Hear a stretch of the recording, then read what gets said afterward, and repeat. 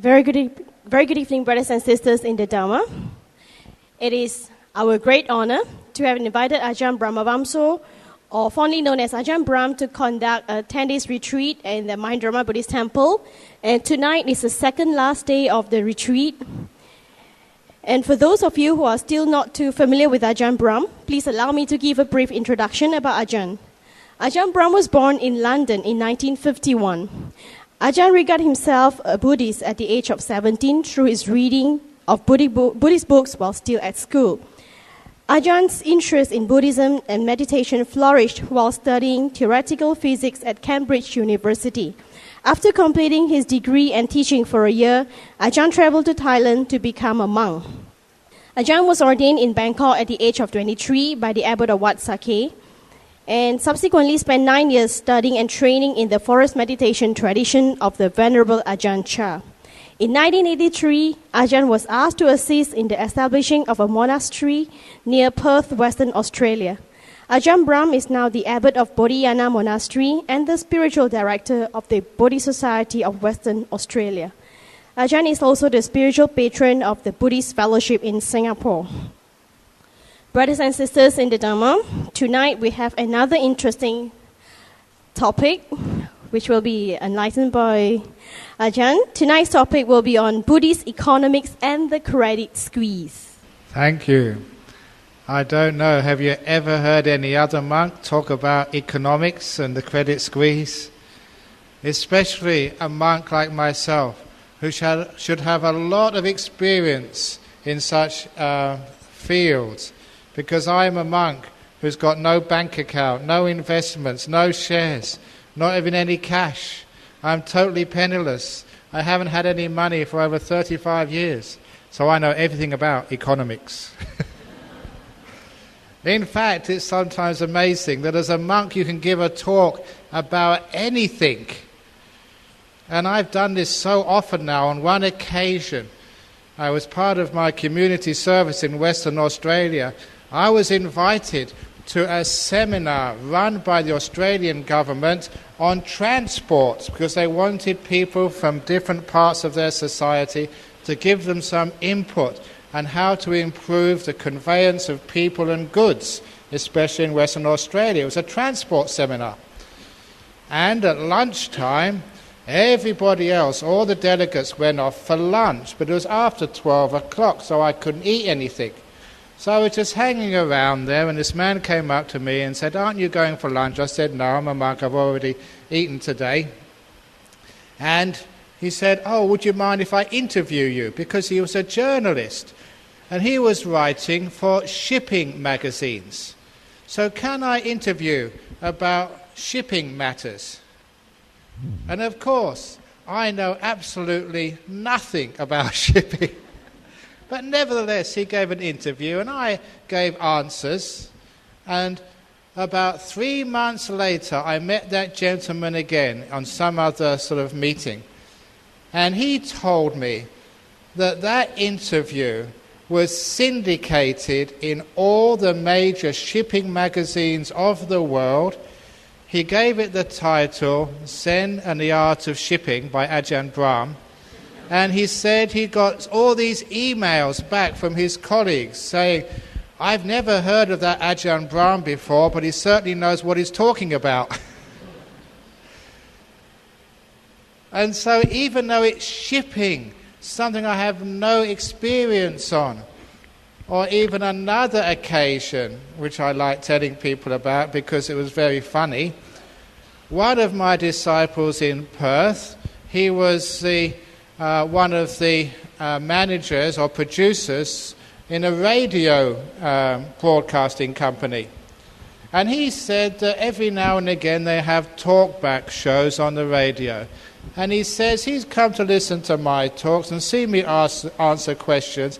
He said, "You're much better than some of these other JoJos who go on radio. Why don't you come back on my show on talkback radio?"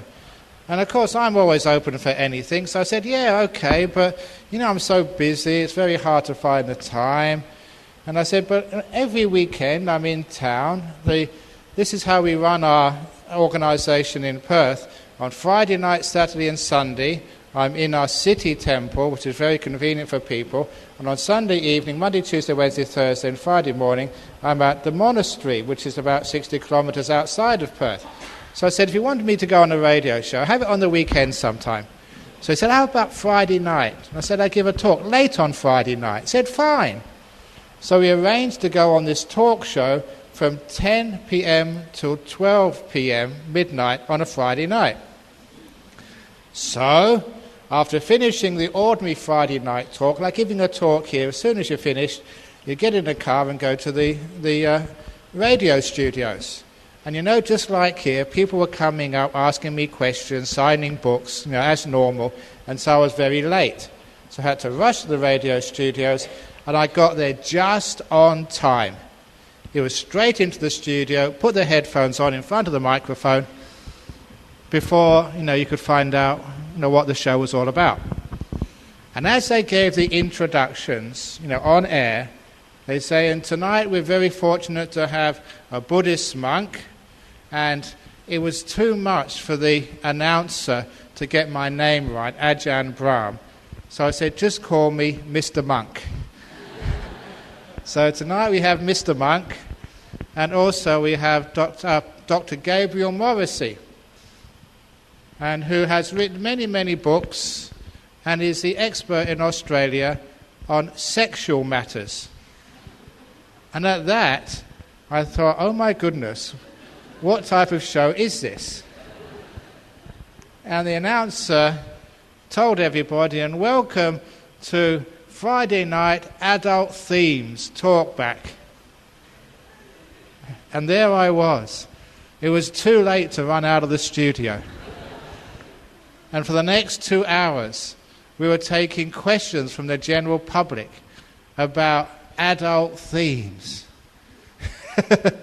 And I've been celibate for about 30-odd years. So what would I know about the problems between husbands and wives? Actually, lots. Because when I gave the first few answers, and this is no exaggeration, everybody was ringing in. And do you want to speak to Mr. Monk or Dr. Morrissey? Mr. Monk, please. It was true.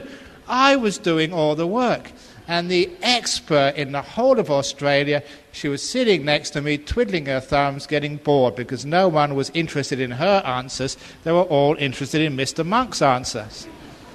And that also showed me that when you understand Buddhism, real Buddhism, the way the mind works, the way the world works, you can actually understand anything from shipping to adult matters to economics.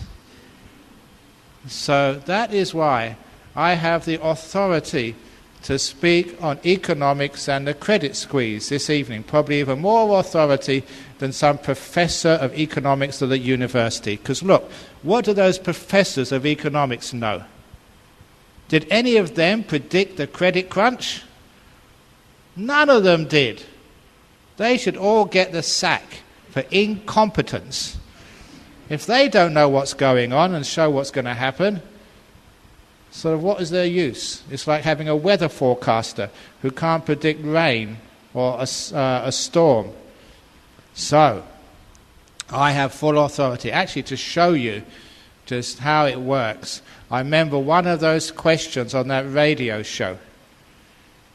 And I was very proud of this answer, because when you're a monk, you can be very relaxed and very clear, and you can actually understand what people are really asking.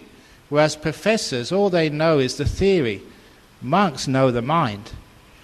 So this man called up. He was a taxi driver in Perth, because the late night shows, the taxi drivers, when they're waiting for a passenger for a fare, they listen to the radio, and sometimes, nothing else to do, they ask questions.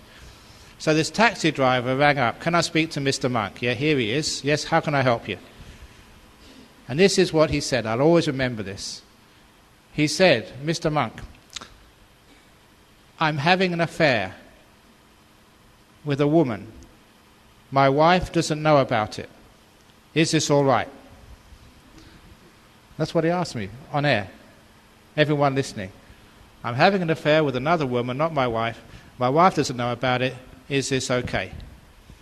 Now what would you answer? My answer came out automatically. I said, "Sir, if it was all right, you would not be ringing me up to ask." And he hung up straight away. I nailed him, as they say. I knew exactly what he was doing. Because as a man, he knew it was wrong. If he thought it was right, he wouldn't be asking anybody. He'd just go ahead and do it. He knew it was wrong. He wanted some expert to tell him it was okay to get rid of his guilt. He felt guilty about it, as you would. And so straight away, I wasn't going to answer good or bad. I said, "You know it's bad. That's why you're ringing me up, to try and get me to say it's good, aren't you?" And that's why he hung up straight away, because, I had him.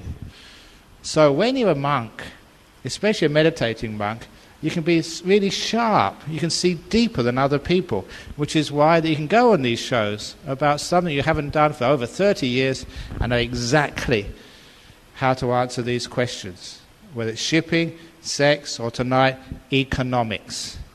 So, economics and the credit crunch, or the Buddhist attitude to economics. Now, what is that Buddhist attitude to economics? Actually, I remember one experience I had.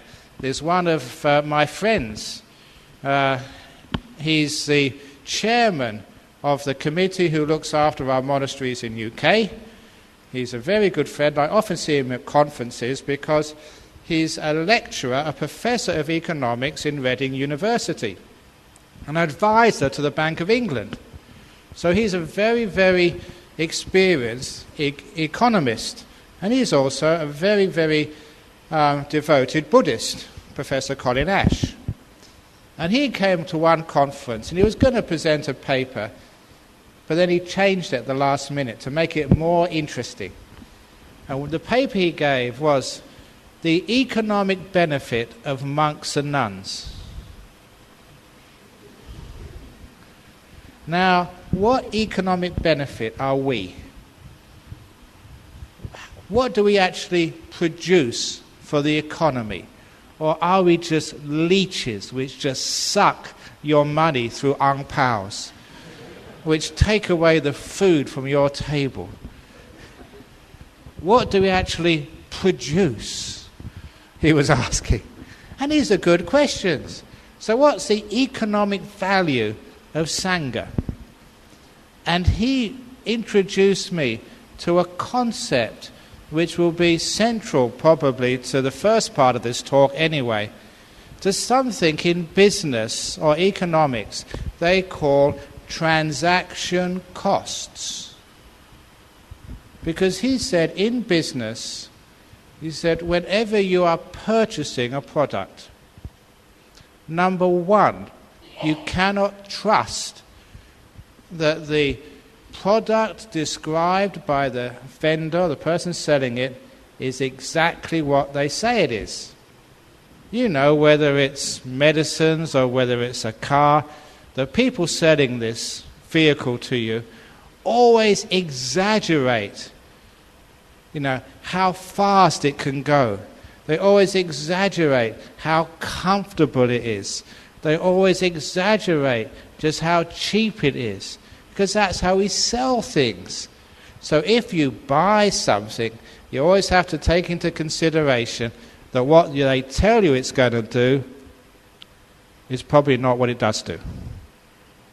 Which means that you have to factor in that that product you're buying is not going to be exactly what you want. Number two, they may tell you, we'll deliver it in a week. 1 month later, it still hasn't come. So sometimes they even exaggerate on the delivery time. And you have to factor that into your business. And of course, that's just purchasing things. And when you sell things to someone and they say, yes, send us the invoice and we'll pay straight away. And sometimes the invoice stays week after week and they still don't pay you. And that also has to be factored in. The fact that the person who buys the goods does not give you the money straight away. And he said because they obviously in business, the people selling, want to get them, exaggerate what they're giving you so they can get more money And the person buying wants to give the less money and keep the money as long as they possibly could before they give it to you. And he said, in a course terms, that's called transaction costs. And it's all because of greed and dishonesty. And he was saying one of the great benefits of monks in a community is that we encourage everybody to be honest and to be trustworthy. Because if you're honest and trustworthy, it means that the product which I'm selling, what I say it is, it actually is. You don't exaggerate. And if I tell you it's going to come on time, I make sure it does come on time. That's why it's very easy for Chiao Po to deal with me. When I say I'm coming at a certain time to Penang Airport, I will arrive that time. If the plane is delayed, I'll let him know. But when I say I'm going to give a talk every night and give interviews, that's what I do. What I say I will do, I always produce the goods, which is why he can trust me. The same way that I can trust him.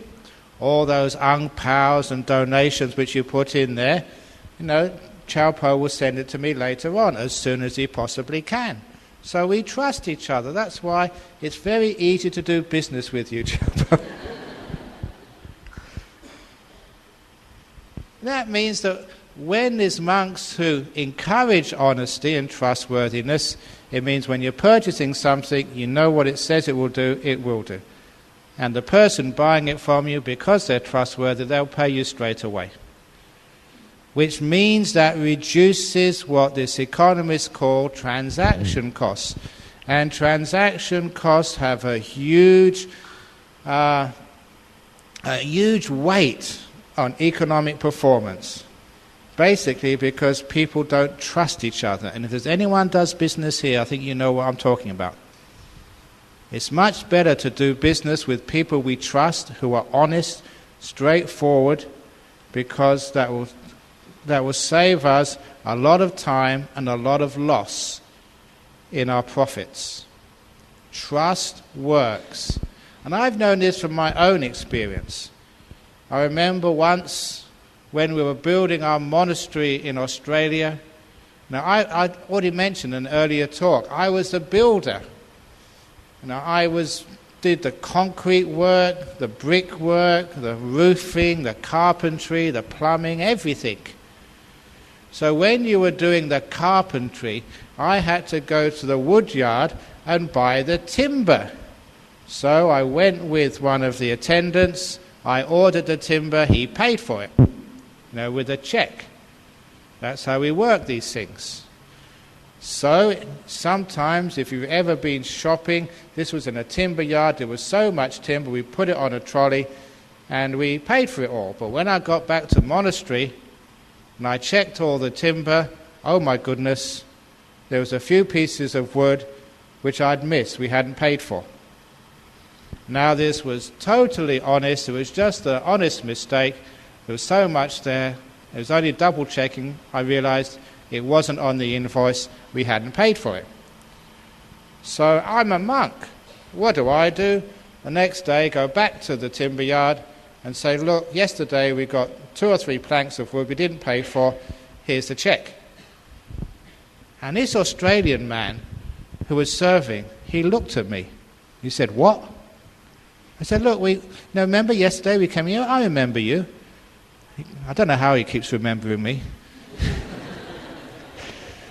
But he remembered me, and he said, if this was an Australian man, a builder, if they got away without paying for 3 pieces of timber, they would never come back. And he said, I'm so struck by your honesty. And so he disappeared for a little while. He went to see the manager. And then the manager and him agreed, from that time on, to give our monastery 10% discount, which was always only for real builders, professional builders. And so the amount of money we paid for that extra wood, which we basically didn't need to because they didn't realize it was missing, because of our honesty, maybe that we had to pay about $20 for that extra wood, We made hundreds, thousands of dollars over those years because of the 10% discount. And afterwards I realized why they gave us that discount is because these monks, you can trust them. So they're going to save us money. We don't have to check it so much. And in some of those hardware stores where we go to get our stuff for our monastery, the head of the hardware store says, just go in the back, get what you want. And we just go and choose it ourselves. Other people aren't allowed in the back, but we are. And then, what have you got? They don't even check. We write it down because we are honest. Now, because we are so honest, it cuts down their transaction costs. They don't have to send a person with us to get the stuff and make sure we're not taking too much and putting it into our bags. And they don't have to look at all the items we've got and count them out. Say, what have you got? They believe us straight away. That saves a lot of time and money for them. So this is an example of what we mean by transaction costs and how when people are honest, it's a win-win on either side. So as Buddhist economics, one of the first things we try and encourage is real honesty in business. Sure, it means that sometimes you don't get quick profits, but you know people who get quick profits because they cheat, now they usually lose their suppliers, lose their clients when people find out, just how much they're cheating. But if you want to have a company or a business or an economy in your country which is going to be sustainable, have sustainable growth, trust is one of the most important commodities to develop, and that means your honesty. So your supplier, your customer trusts you. And this is where Buddhism and many other religions can really encourage things like precepts and honesty as a basis for a strong economy. It just cuts a lot of red tape, a lot of needless extra hours of work, just trying to make sure you're not being cheated, trying to make sure the other person's going to pay on time. Transaction costs.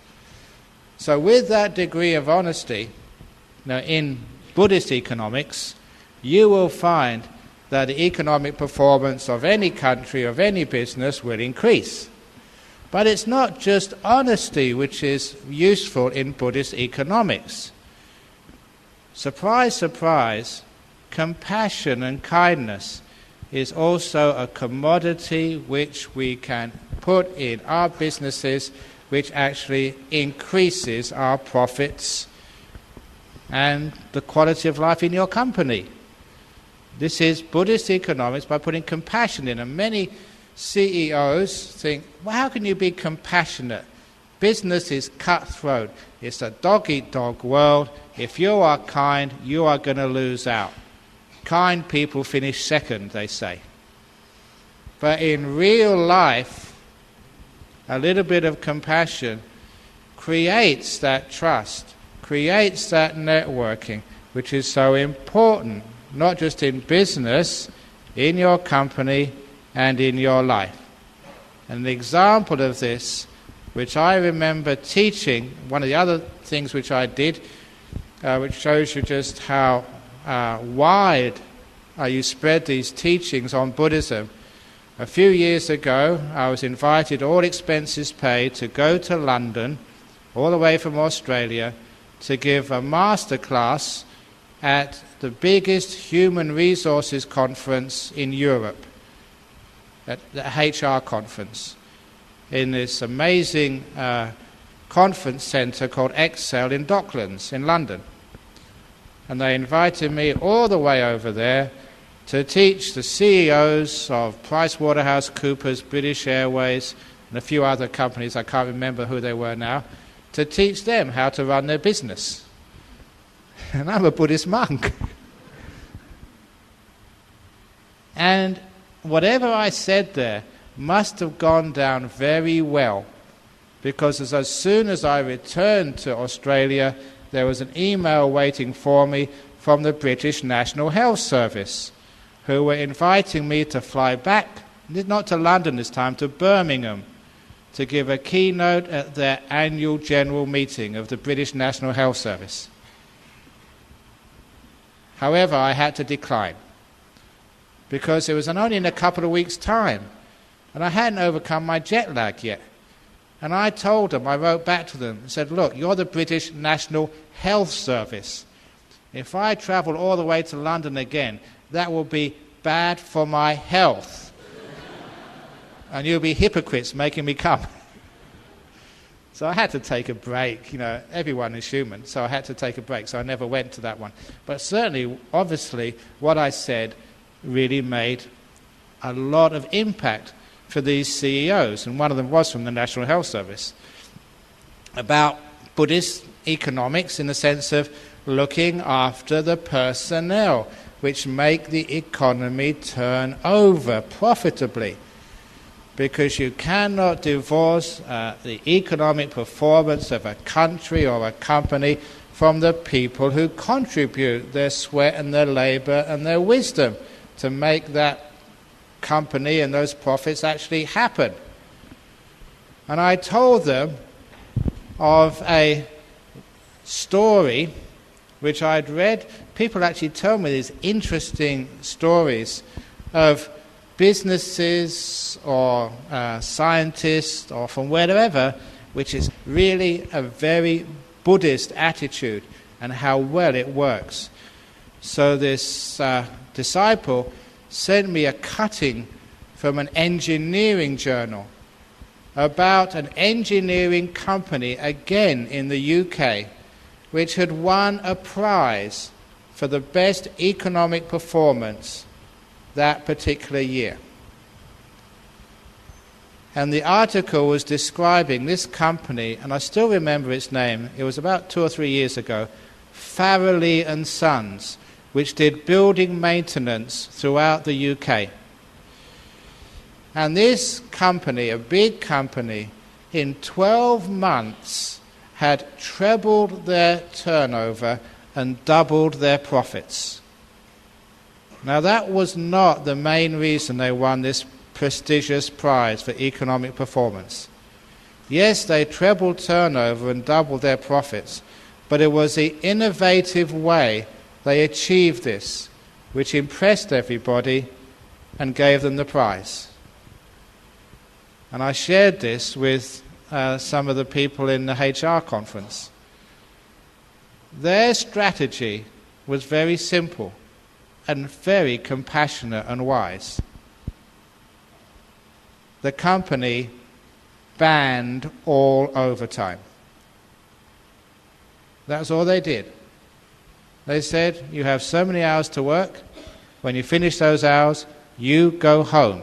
And you don't take work back home with you. Now, for many people, that will be counterintuitive. If you don't get the maximum work out of your employees, if sometimes they don't have the opportunity to take their work home, to finish off the contract in time, your company is going to go under. You really have to compete. And compete sometimes means working longer hours. But this company proved otherwise. Because they were wiser. They looked more deeply into what happens at work. And as I've mentioned here in an earlier talk, it's not the amount of hours you spend at work, it's the efficiency of your work. It's the performance level. And sometimes if we measure performance just by how many hours you sit at the desk, that's not an accurate measure. Your output, how much you get done, and the quality of that output, that's what the measure of success is. So this company realized that if they exploited their workers and make them work too long hours, number one, at the end of the day, they get so stressed, so tired, the quality of their work goes down. And when they go home, they're stressed, and they have arguments with their family, they have family problems. And when they go to work the following morning, they haven't rested well, and they take those family problems to work with them. They can't work to their highest capacity. Because these two reinforce each other, your family life and your work life. If you have a happy work life, you'll have a happy family life, a happy family life, a happy work life. And if one is suffering, so does the other. The company saw this and realized you do need time to rest, to be with your family. And if you haven't got that time, you will have problems with your kids, with your wife, with your husband, with your family, with your health, which means you cannot perform well at work. So now's the end of the day, go home, spend time with your family. When you get to work the following morning, you're fresh, happy, your efficiency goes up. Sure, you don't work as many hours, but you get more done. And the quality of your work is higher. And if you have to deal with people, either clients, suppliers, or people in your office, if you are stressed out, you get grumpy, you get angry, and you all know what that means in your workplace, in your office. Office politics, backstabbing, people being unkind to you, people not helping you, people spreading bad gossip about you. Is that good for the economy? Is that going to increase the amount of work which gets done in your company? It is wasting precious time.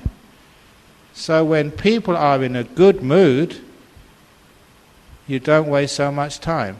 You get more done, higher quality. So by giving people that simple thing, saying, you go home at a certain time, straight away they are taking out a lot of stress, which was the cause of bad performance in the office, in the company. And the suppliers, their clients, you were just kinder to them. And if you're much kinder, especially to your customers, you get more customers, and the customers stick with you. You know that personal relationships in business count for much more than people give credit for. You like doing business with people who are kind to you, or people who are happy. That's why you come and do business with me, because I'm happy. If I was a grumpy monk, not many people would come. You are my clients. And I'm selling you the Dhamma. And you keep coming because I treat you well and I'm happy. Now that's the same with your business. You get more clients, and even your suppliers are more willing to help you out if you are kind to them. This is human nature. So this company realized that, and it was a happier company. And actually another thing happened. Because the company was showing some care to their employees, like cutting overtime, or say banning overtime, the company said, look, we care about you when you go home. We want you to have rest. We want you to have a happy family life. Not many companies did that. So the people working for that company thought, these bosses are actually kind people. They care about us and they're wise. And so the staff turnover fell to 0. No one wanted to leave. Even if they were offered better jobs with more money, who wants to leave when you're having such a happy, productive time? And in fact, at that conference I talked to another HR manager. It was a HR manager of the Department of Fisheries and Transport and something else in the British government. And she was telling me, said, look, in my experience, people will not move to another company for a higher salary if that company is looking after them and caring for them. The salary is only one part of the reason why people want to move. It's also what people call job satisfaction. If you're really happy at a company and you're really feeling you're doing good work and making a difference, and another company offers you more money, I don't want to go. The extra salary is not usually the main incentive. It's an interesting job, a challenge or something. That's what makes people move. But when people do move from a company, that company loses a lot.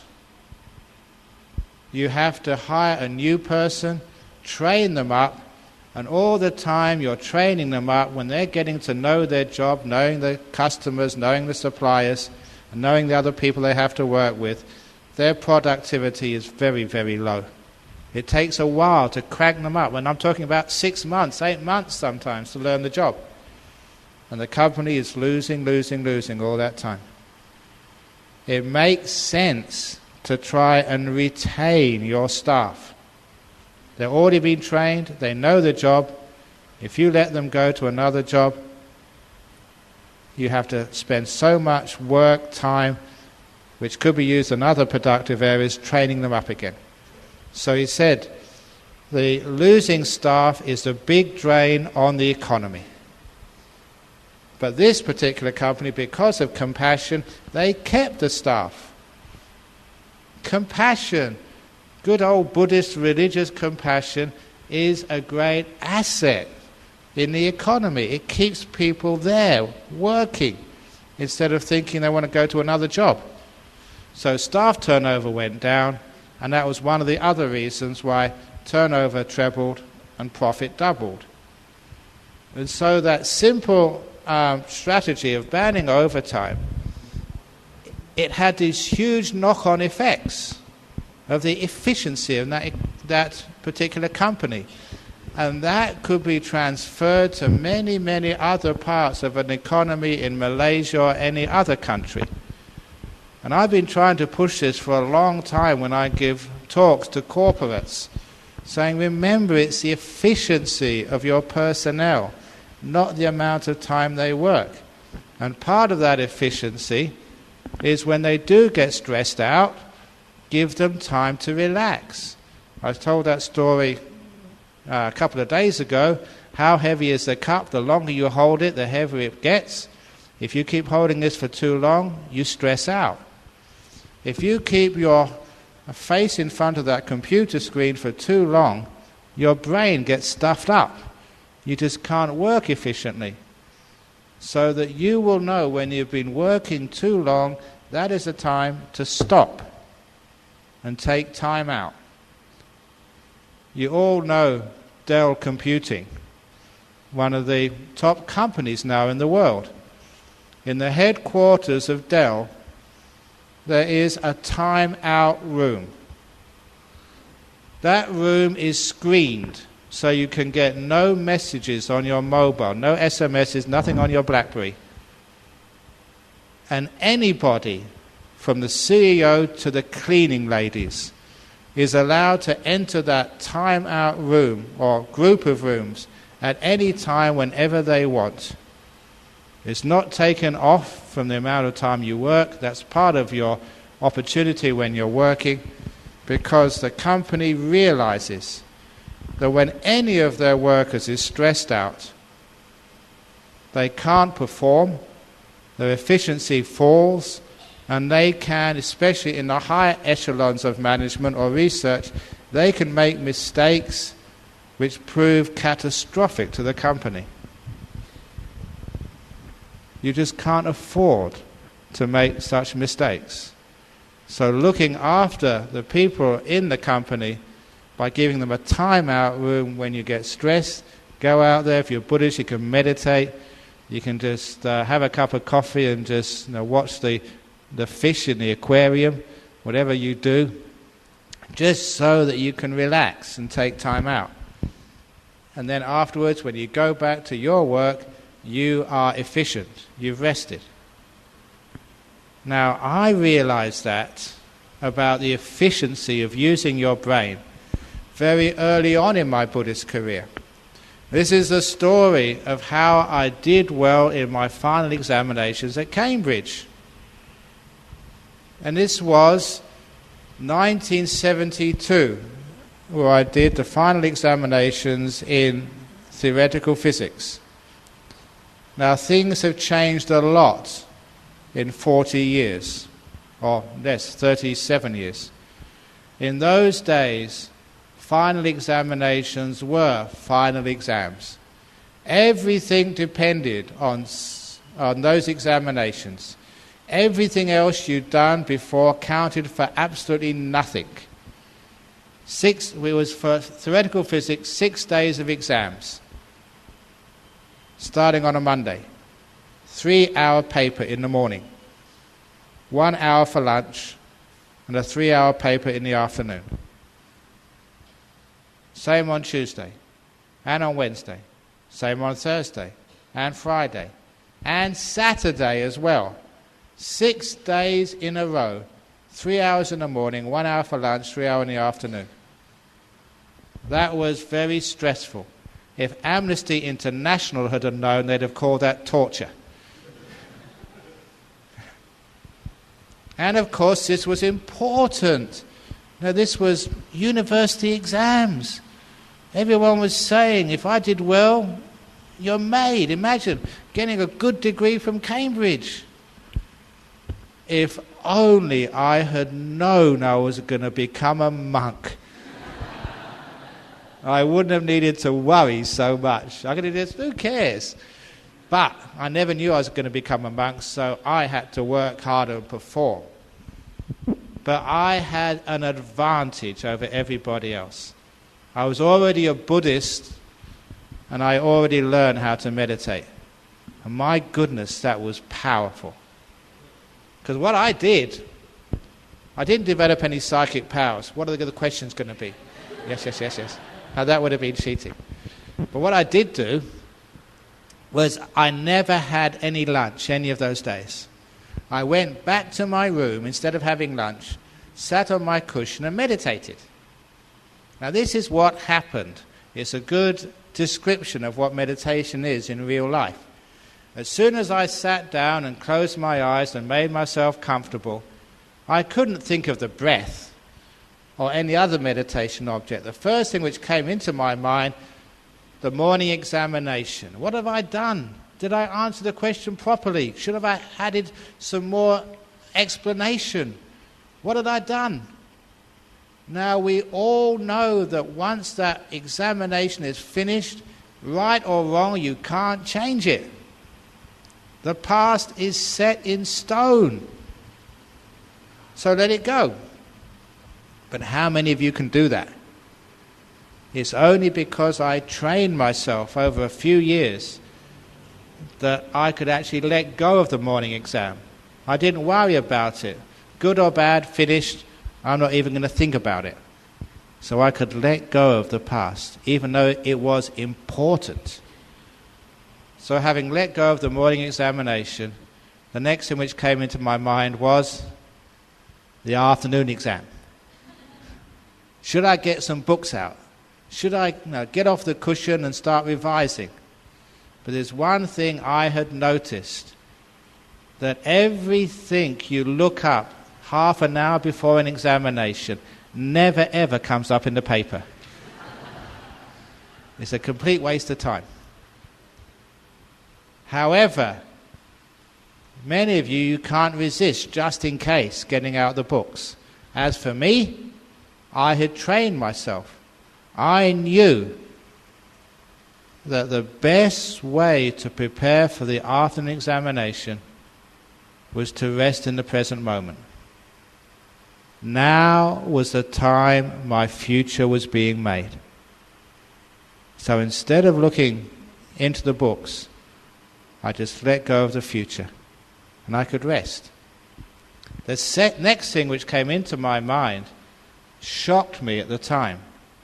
Because when I wasn't worrying about the past exam or thinking about the future exam, when I actually did come into the present moment, I noticed my body was shaking. It was nervousness. Now, I'm not usually a nervous person, but this was a high-stress time, final examinations. It was understandable that anyone would be nervous. But what shocked me, I hadn't noticed I was shaking because I wasn't paying attention. Once I noticed that, I could just relax and relax and relax until all the nervousness and shaking disappeared. Nervousness really lowers your performance. You can never perform up to your potential. I'll tell another little story about that. I'm going off on a tangent here. This is a story of the lady who won the gold medal in the 2000 Sydney Olympics in the 800-meter sprint. This is a great story. In Sydney in 2000 at the Olympic Games, the New South Wales government, this is the state in which Sydney resides, was organising the Olympic Games, the 2000 Olympic Games. And in the Olympic Village, which was in a place called Homebush Bay, the government invited religious leaders to stay in that village throughout the Games to give religious counselling, prayers or whatever to any athlete which needed it. Because religion is a great support, and this was very stressful, running in the Olympics.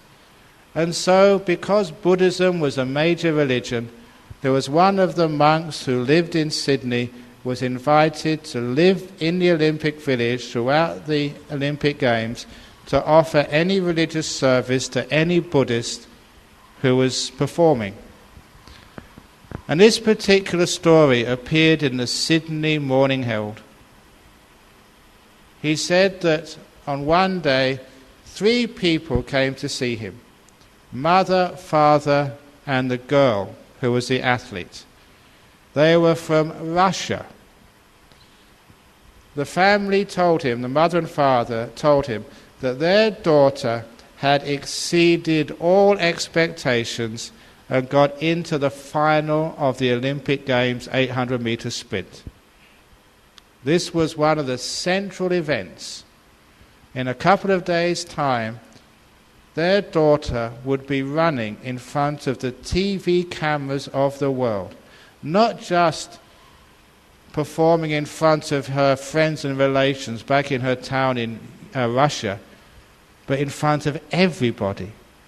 And she was so nervous that she couldn't sleep at night, let alone train. She was a nervous wreck. And the family said, "We're not Buddhists, but we know Buddhists are the experts in meditation, which relaxes you. Please, monk, can you teach our daughter how to meditate? At least she can rest at night, so she doesn't make a fool of herself in a couple of days' time in the final." So the monk taught this girl how to meditate, just simple meditation. And then they went away, "Thank you very much." However, monks don't watch TVs, so he didn't know what happened until about 3 days later he saw the family walking towards him. The mother, father and the athlete in the middle. And as they came closer, the next thing he noticed, they were smiling. Oh, something must have done well. And the next thing they noticed, the little girl, the girl in the middle, the athlete, was what he said was swinging something on a string. He didn't know what medals were. He thought it was just something on a string he was swinging. And it was only when they came really close he noticed it was the colour gold.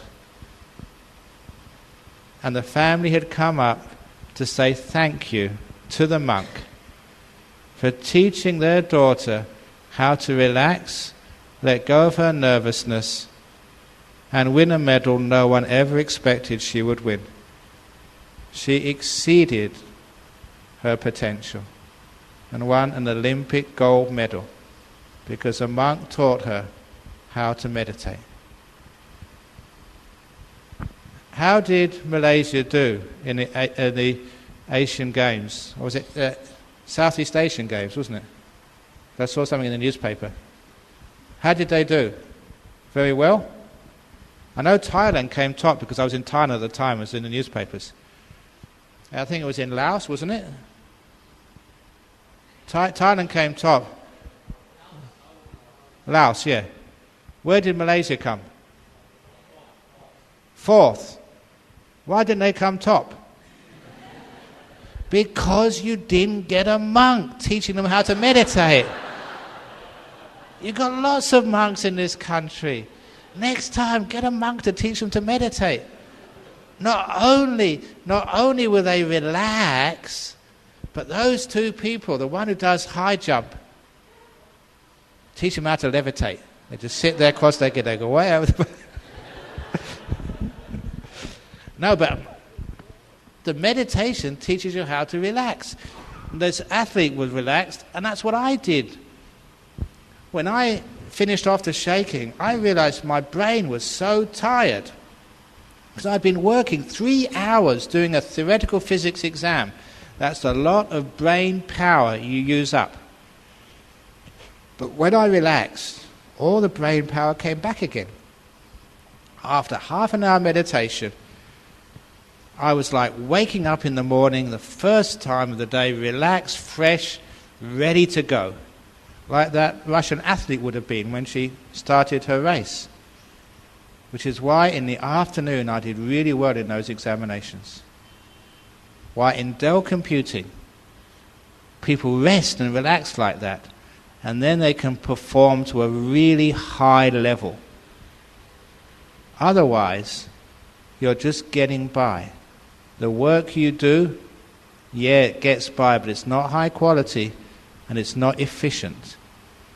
Which is why if you want to increase the economic performance of any company or business, having time-out rooms where people can just relax and learn a bit of meditation, you will improve your performance immensely.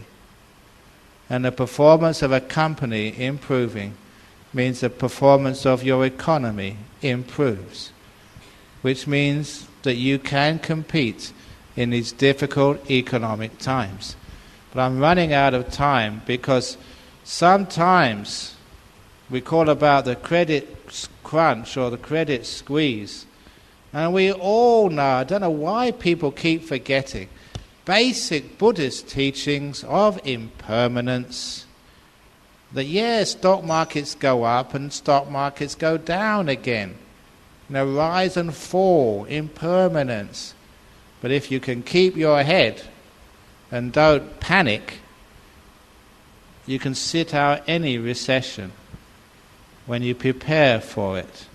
You prepare for the credit crunches, the squeezes, the recessions, which always have to come. They always have come in the past, they will come in the future. It's just rise and fall. To understand what I mean, there's a story in my book which is very pertinent. And it's a story of the emperor's ring. Now I'm going to change it in this story because I don't always want to change say the same story. I'm going to call this the story of the president's ring. Once upon a time, there was a president of the United States. And every time the economy was going well, he was winning his wars, and there was no terrorism, he would spend all of them, not all the money, he would have a lot of parties and celebrations. And in fact, he was spending so much time partying and celebrating that he wasn't really working hard for his country. So the good economic times never lasted very long. And soon the country fell into recession. And as soon as it fell into recession, the president was so gloomy, so upset, so depressed, he spent a lot of his time arguing with other people, even spending a lot of time in his room sulking and getting depressed. And so his advisors thought, how can we teach the president how to be a better president? And all they did was they got someone to make a ring for him, a gold ring. And they presented it to the president and told him to wear it on all occasions. It was a very simple ring, except for the words inscribed on the outside. And the words on the outside read, "This too will pass." And he had to wear that ring and keep looking at it. So, whenever the economy was going well, he looked at the ring. This too will pass. He knew that economic stability and growth was impermanent, fragile. And because of that, he never took the strength of an economy for granted. He worked his butt off trying to make the economy even stronger, putting stuff aside for when the economy did go down, because he knew it would. And because he never took the economic growth, prosperity for granted, the prosperous times lasted longer than normal. And when eventually it turned into a recession or a slump, he never lost his hope. He never panicked, because he knew this too will pass. Even recessions pass, depressions pass. They have to. This too will pass. So he never lost his hope. He never lost his vision. He kept on working as hard as ever without getting upset and blaming other people, which is why the bad times never lasted as long. Now, if any of you are in any positions of authority or power, running a company or being a departmental manager or just being a boss of a monastery like me, I remember that ring. I'm not allowed to wear rings, but I have it engraved on my heart. This too will pass. So I know that if you have any difficulties and troubles, it will pass. You still work hard. You never get depressed. And when things are going well in your organization, in Mahindarama Party School, things are going well, the retreat is going well, it doesn't mean you can sit back and take it for granted, because it passes. All happiness and prosperity is fragile, anicca, impermanent, as the Buddha kept on saying. So in times of prosperity, you still have to work hard to keep that prosperity lasting as long as possible. And when it does slump, you expected it. So you prepared for it. And that way, you'll find the prosperous times last longer and the recessive times don't last as long. How many people get really depressed when it gets difficult? How many people get surprised when it gets difficult? You know this is going to happen. I've been alive long enough, and even as a monk you've noticed so many recessions, so many booms. And even though what any economists say, no, we've now fireproofed the economy, there will not be any recessions anymore, we've sorted out the banking system, we've got all the regulations in place, there will never be any credit crunch again. Yeah. Of course there will. It'll go up, go down, up, go down, up, go down. But the person who is wise, who can ride out such economic ups and downs, is the people who prepare for it and know this too will pass. I know that I was in Singapore and people said, oh my goodness, it's a recession, a credit squeeze, this is the end of the world, the banking system is broken, just the Western system of capitalism is at its end, we're all going to go down, down, down, down. Now I remember hearing that, people are crazy. Yeah, it goes down, then it goes up, then it goes down again, then it goes up again. You know that is our world, so don't overreact. Whenever there's any economic problems, boom and bust, when people overreact, that's the problem. And one thing which Buddhism can teach you, is how to keep cool. Yeah, it's going up, that's okay. Yeah, it's going down, yeah, that's okay. Just like the monks, they're ill and sick, yeah, that's okay. They're fit and healthy, that's okay. And sometimes we're so equanimous, you don't know when we're about to die. You're sitting up here giving a talk and then you're off. That's wonderful when it's like that. So you're never upset. People criticize you, people praise you, you're always equanimous. Now that's what we need in economic managers. People who don't overreact. Say, it will pass, don't worry about it, it's all going to be okay, as it always is. And so, this evening I've said a lot about Buddhist economy and the credit squeeze, how to increase the performance of the businesses and companies in Malaysia, especially in Penang. You know, the Australian economy was one of the few Western economies, developed economies, which didn't go into recession. And you know the powerhouse behind the Australian economy is Western Australia, where I live. Perhaps you know why now. Okay, thank you for listening. So any questions about the economy, first of all, before I go off into questions about who knows what? Okay, questions about who knows what. Here we go. First of all, from yesterday. Again, questions about anything will do. Kindly elaborate further. One will never fall into the woeful state if one has faith in the Buddha, Dhamma and the Sangha, coupled with loving kindness, as stated in the sutta. But why Buddhists seem to stress little on loving kindness, most look sulky. Christians seem to do better. They look cheerful. Do they do plastic surgery? No. Some... Actually, I don't know about you, but the Buddhists I know are usually very happy, and very happy people, which is actually why that sometimes people say, who's the happiest people on earth? You know, who's happier? The Pope, the Archbishop of Canterbury, or the Dalai Lama?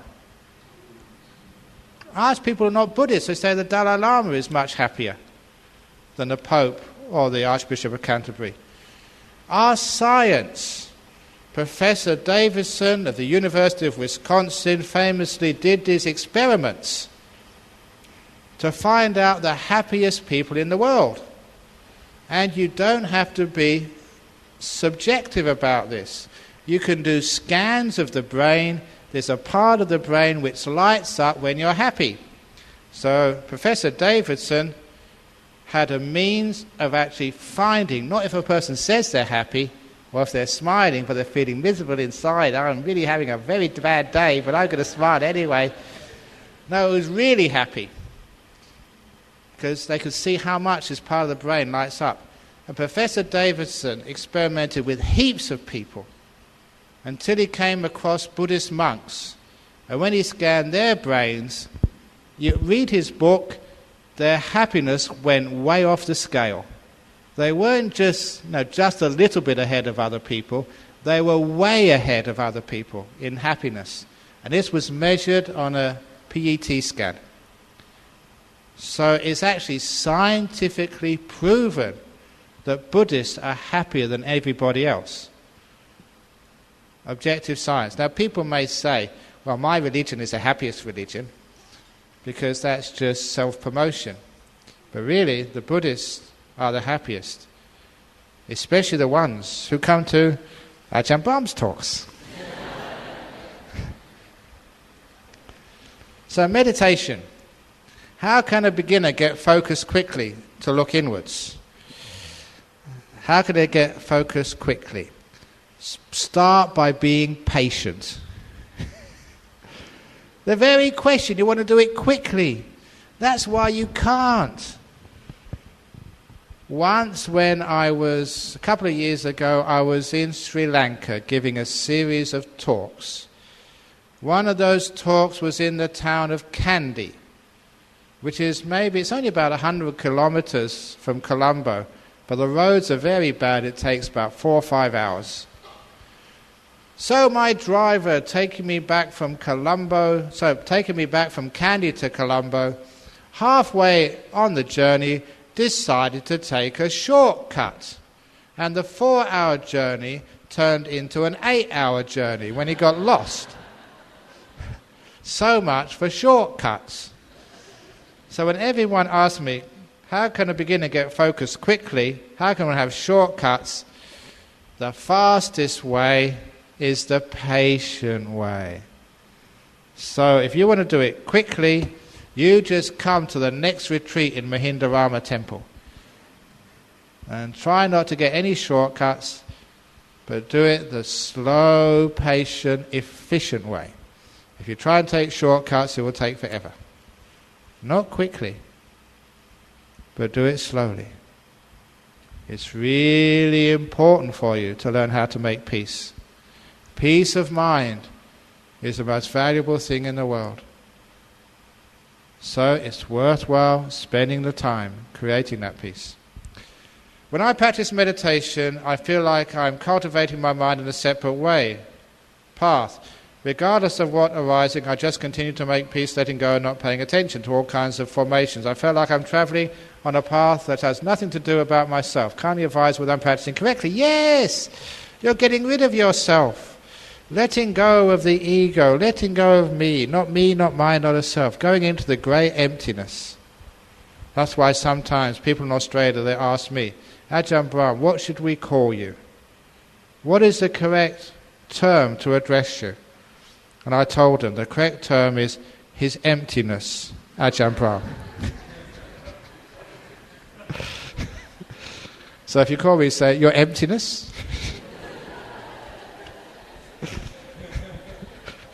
That's a nice word. So great, yeah, so you're becoming like her emptiness, whoever wrote that.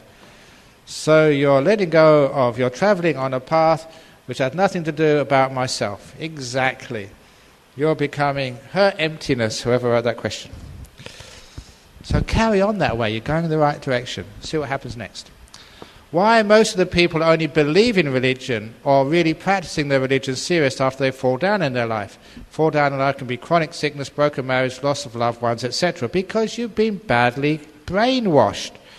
You've been brainwashed by the TV to feel that if you have the right soap powder on your clothes, you'll be attractive to the opposite sex.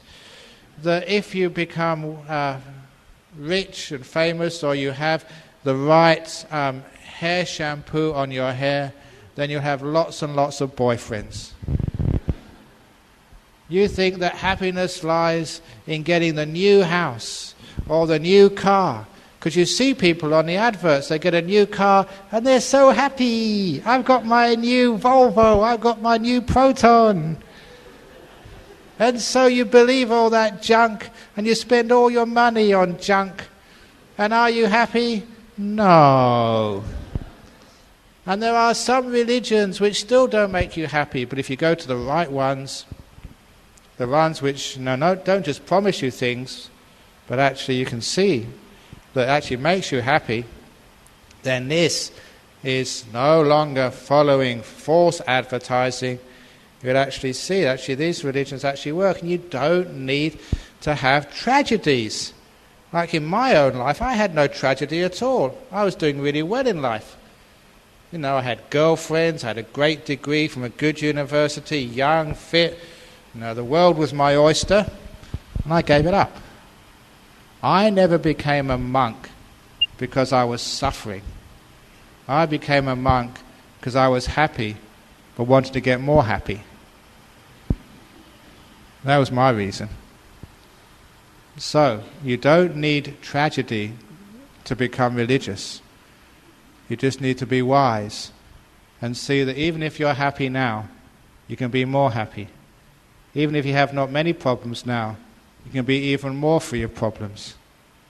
That's why religions like Buddhism is not just for people suffering, not just people in tragedies. It's for people, all types of people. And I've known that certainly in Australia, in Malaysia, Singapore, you get very many successful people becoming Buddhists. Millionaires, billionaires becoming Buddhists. They're not having any tragedy. They're realizing that there's more to life than the big cars and everything else. And they're the ones who are really interesting.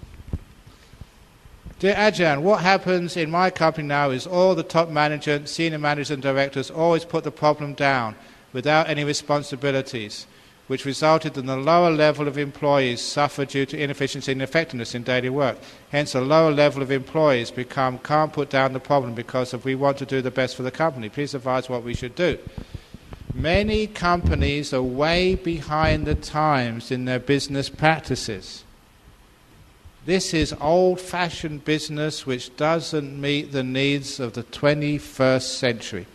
If you want to hear cutting-edge company policy, come to Mahinda Rama Temple and listen to Ajahn Brahm. And I'm saying this for truth, because when you put the problem down without any responsibilities, you pass the buck, it means nothing ever gets done. The problem in a company is never someone else's problem. It's never my problem if you're the director. Whose problem is it? It's always our problem. In Buddhism, we know that life is a relationship issue. Your relationship with life, your relationship with yourself, your relationship with the person in front of you. In a marriage, it's relationships. And that's why I said the other day, every time I give marriage blessings, I always look at the groom and say, from now on you should not think of yourself. I look at the bride, same thing, you should not think of yourself from now on. And the bride and groom nod and say, yes, we should not think of ourselves. Then I look at the bride and say, you should not think of him either. Then I look at the groom, don't think of her either. And this is a great way of teaching by confusion. Because we're waiting, what is the solution to this riddle? From now on you should not think of yourself. From now on you should not think of your partner. From now on you should think of us. And there's a huge difference there. Thinking of your partner, thinking of yourself is missing the point. You're married, it's about us now.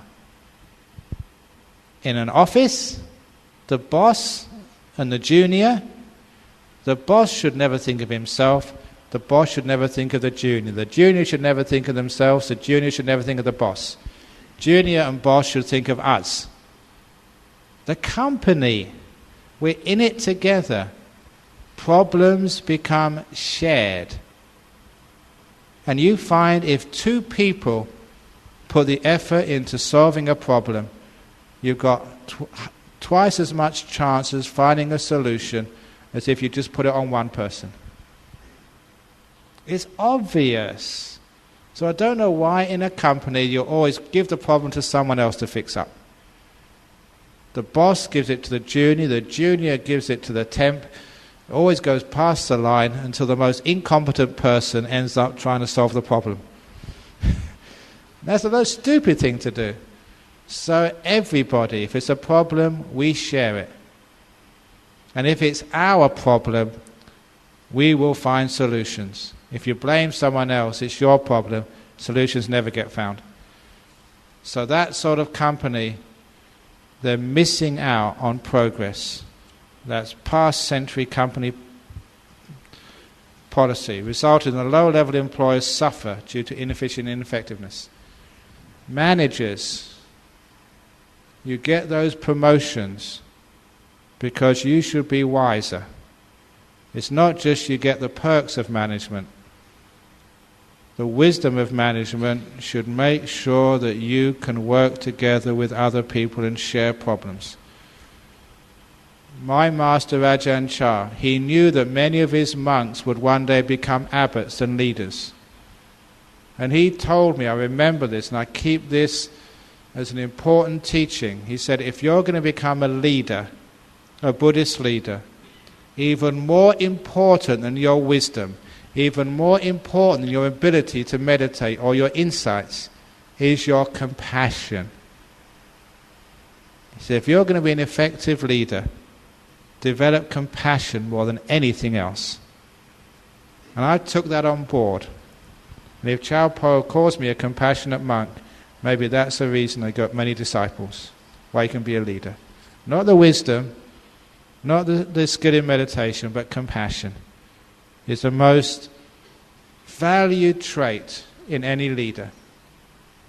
If you can be a compassionate manager or CEO, then you'll have all your people wanting to work for you.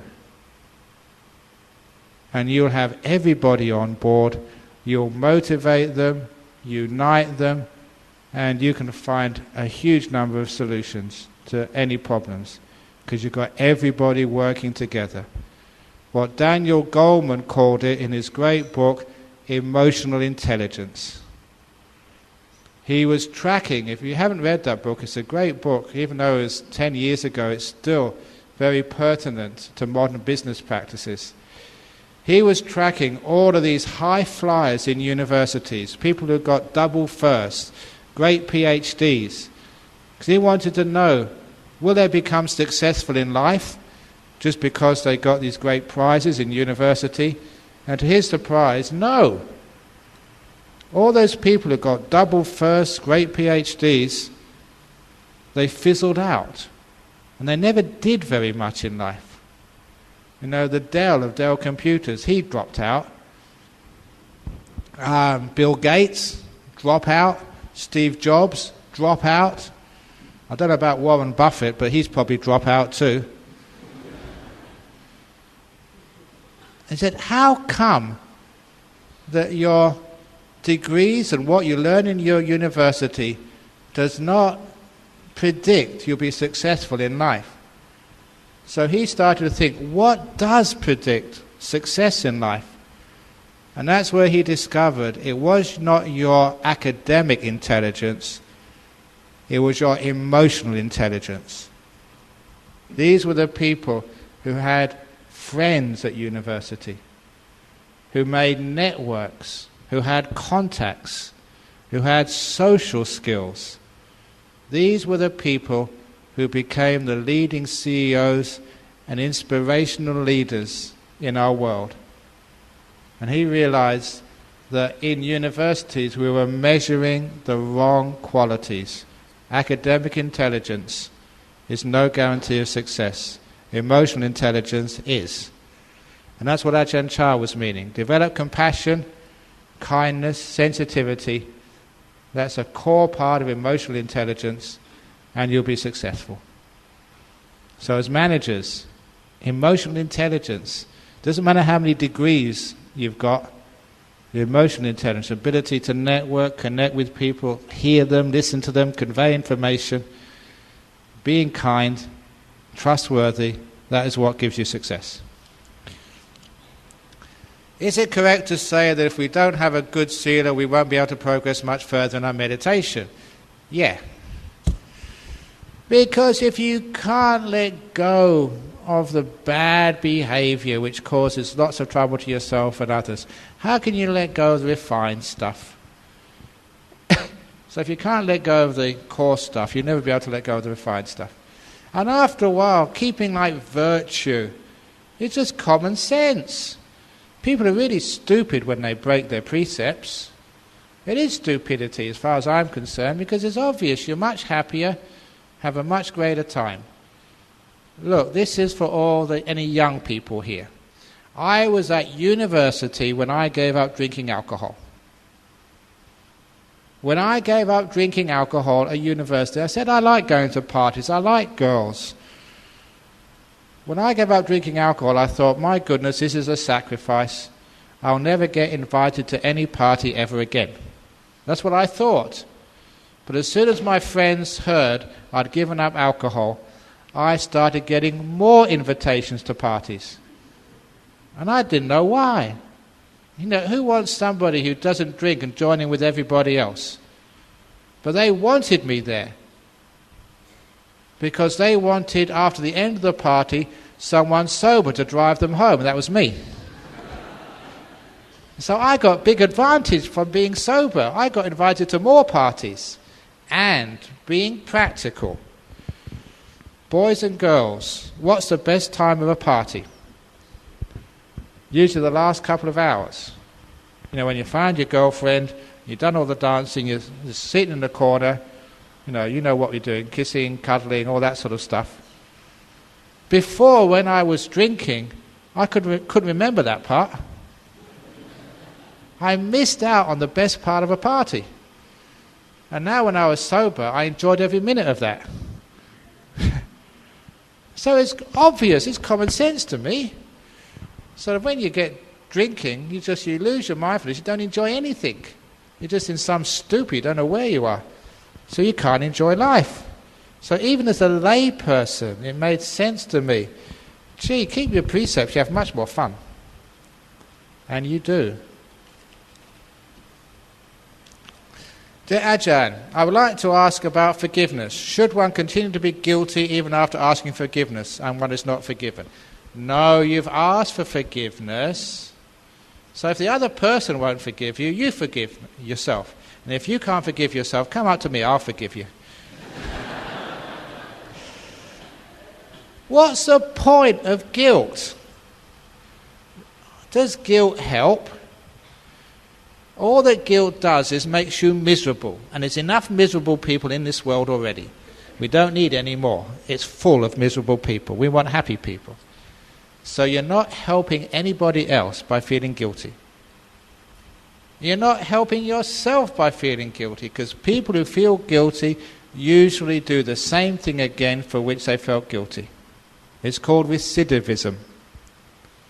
Forgiveness is how you let it go. You learn from what you did wrong, you forgive, and you have strategy so you never do that again. That's all you need to do. And that was straight down the line Buddhism.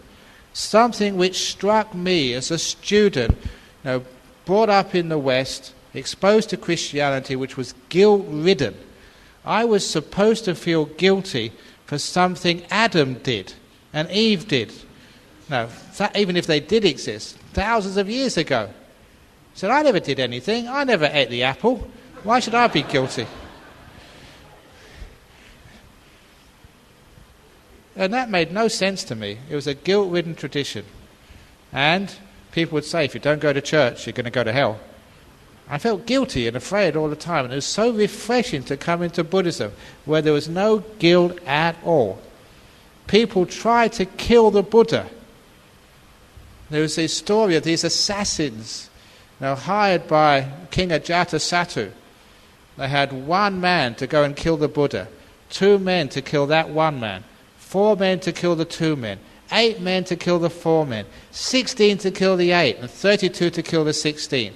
So by the time the 32 had killed the 16, no one knew who killed the Buddha. And that was the plan. And what happened? This guy came up to kill the Buddha. The Buddha didn't defend himself, just sitting there, smiling. Oh, you can't kill someone like this. He's just too cute and cuddly and nice. So in the end, what happened was the assassin just said, look, I can't do it. I've come here to try and kill you, but I can't do it. So what happened? What did the Buddha do? Call the police? You try to kill me, you evil man, you go to hell. No, he said, I forgive you. Never mind, just don't do it again. And then the Buddha gave him a Dharma discourse. And at the end of that discourse, that man was a stream winner. Now that really hit me. Is that what you're supposed to do when someone tries to kill you? You don't even make them feel guilty, they had a bad thought. No, teach them the Dhamma, and they become stream winner. Phew, that was great by the Buddha. So no guilt at all. Acknowledge, forgive and learn. And it's a great learning experience when you've done something wrong. So guilt has no part whatsoever. Doesn't help you, doesn't help anybody else. So instead, we just forgive and learn. Should we ask for forgiveness face to face of the person we have hurt badly? That's a dangerous one. If you've hurt them badly and you just face to face, they may put a fist in your face before you even say, may I forgive you? There's an old saying in Chinese, to love the tiger, but at a distance. So maybe when they're over there, say, hey, I forgive you, and then run away, just in case. Now, sometimes you've got to make the right time and place. Because if you've hurt someone badly, sort of find out the right time when they're ready for forgiveness. And so you have to be very sensitive there. and then you sort of give them that forgiveness. Or you ask for forgiveness from them, sorry. But before you do that, you have to ask forgiveness of yourself. You forgive yourself first of all, and then ask them for forgiveness. Can we ask at the mind level, i.e. without the knowledge of the other person? No, that doesn't really work. Eventually you have to tell the other person. But first of all, you forgive yourself, and then you ask forgiveness of that person at the right time and place. Who got a question? Okay, considering the recent world financial collapse due to its opportunities for fraud and dishonesty and inefficiency, what real alternative system is there for the world economy? Is it really possible to go back in the system of barter trade, perhaps allowing only intrinsic value, metal money? I don't think it's really possible to go back to metal money. We've come into the times of cyber money, on internet. And anyway, actually, I don't know if you know this story. Remember Ajahn Brahm long ago making a prediction. He said later on in the world we'll run out of metal for coins and paper for banknotes. So he predicted in the future human beings will use chicken shit for currency. So they'll go around with lots of pellets of chicken shit in their bags and their pockets. And they'll be so proud of how much chicken shit they've got. And especially if they've got more chicken shit than other people. And someone will go to your houses and steal your chicken shit. And he went on like this, because he was making the point, what is money anyway? It's just the value we give on it. And it's the same as chicken shit. If people value chicken shit, then that will be the currency of the world. But no, we'll always have this money. But obviously what you said in this question, it's the opportunities for fraud and dishonesty and inefficiencies. Those are the trouble. And all the regulation and laws in the world won't stop people finding ways around those laws to commit fraud and dishonesty. Commit fraud rather. The only way is to encourage greater honesty. And that's the role of religions to do that. Doesn't matter what religion you are, to encourage honesty and to reward honesty as well. So we have to find ways in our system of rewarding good conduct and honest conduct. When dishonesty pays, then more people will be dishonest. So now one way, which is coming up in, say, many Western jurisdictions, is if they find people with too much money in their bank account, they have to prove, if they're asked to prove where that money comes from.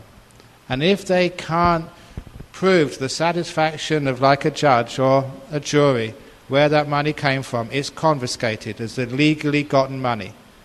So people who are drug trafficking, arms trafficking, fraud, loan sharking, if they found out they've got a huge amount of money in their bank account and they can't explain where it came from, it is confiscated. Which means that honest people who are doing business and keep records and they know this has come from hard work, they can keep that money. But people who are doing illegal transactions, dishonest transactions, corruption, they get caught out. It's called proceeds of crime legislation. Where if there's some suspicion there, you have to prove where that money came from. Otherwise it gets taken away. And what that's doing, that is taking away the reward for dishonesty. In other words, you're rewarding honesty that way. So the people who earn their money in a legitimate way don't have to compete with those who earn it in a dishonest way. Because all those people who are dishonest, they're taking away your money and our money. So that's one way of confiscating it. So the proceeds of crime do not sort of encourage fraud. Please comment on the following paradox from the Buddhist and scientific points of view. Change is the only constant. It's only a paradox because that's an oxymoron. Change is inconstant. So what you're really saying there, inconstancy is the only constant. Change is the only thing which doesn't change. So the only reason that looks like a paradox is because it depends on which way you look at it from. It's just looking at one thing from two different angles. So that's why sometimes Ajahn Chah said, look, it's sometimes he says one thing and another day he says another thing. You're contradicting yourself. He said, no, I'm not. If I see a person riding a bicycle, they're leaning to the left, I tell them to go to the right. If I see a person riding a bicycle, they're leaning to the right, I tell them to lean to the left. So sometimes I say go right, sometimes I say go left. This is not a paradox, it's just looking at two separate incidents. And it's the same here, that change is the only constant. We're looking at change as the nature of things in life. But we look upon life in general, and this is constant, that change will always happen. So it's looking at things from two different perspectives. That's why it looks to be contradictory, but nevertheless it is a valid statement. Given that Buddhists give so much significance to the power of the mind, what happens to a Buddhist person upon death with mental illness, mild schizophrenia, Alzheimer's, etc.? Would he/she be able to get a good rebirth, or would he/she be cast into the lower realm? It's a very good question. It's a very easy answer. If someone has like a mental illness, it can be Alzheimer's, it can be autism, it can be any other psychosis, or even just mad, psychotic. When that person dies, when their mind separates from the brain, at that point they are free of that disease. Those are diseases of the body. We call it mental diseases, but it's actually a brain dysfunction. It's a physical dysfunction, which manifests as a impairment of your mental faculties. But it's really to do with the brain. So as soon as the mind separates from the brain at the time of death, then there's no mental impairment at all. You're back to normal. And at that time is when you can reflect upon Dhamma, your good karma, all those other things before you had that mental impairment, and that's where you can use those reflections to get a very good rebirth. A great example of that is, I think I told the story of the guy who came to 15 minutes before he died, didn't I? Did I tell that story a few days ago? People are nodding their head, yeah. There's many, many cases of people who have had diseases, mental impairment, and the last few seconds, or this particular case, the last 15 minutes of their life, they were totally free of their disease, speaking, acting in a total, cogent, clear way.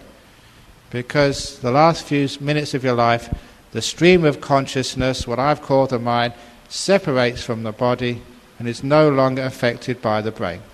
People who have shots of morphine before they die, the morphine clouds your mind, you go into a really muggy state, you have hardly any mindfulness at all.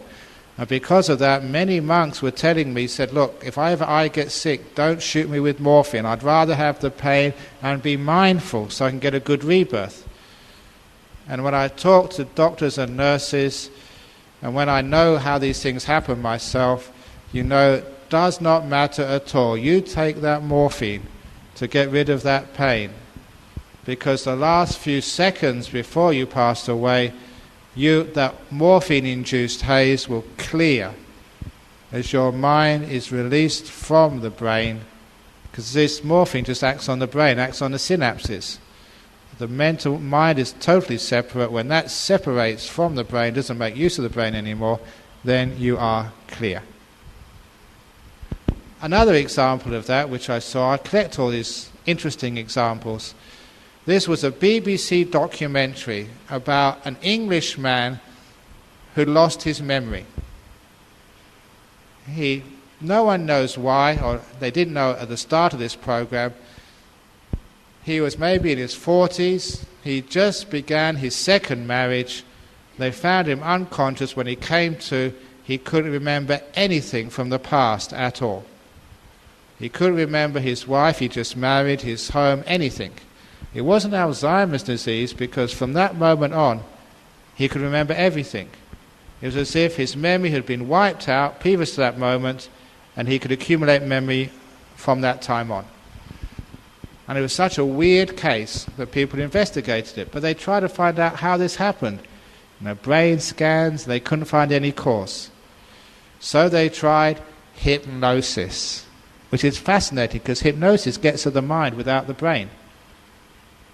So it's another way of separating the mind from the brain.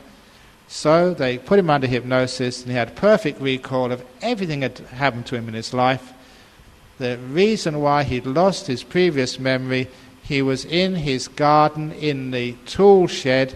He was making something there, and he heard the telephone. This was before he had mobile telephones. The telephone in the house, dring, dring, dring, dring. And he ran into the house to answer the telephone in time. The shutter of the shed was open. He'd hit his head on the shutter.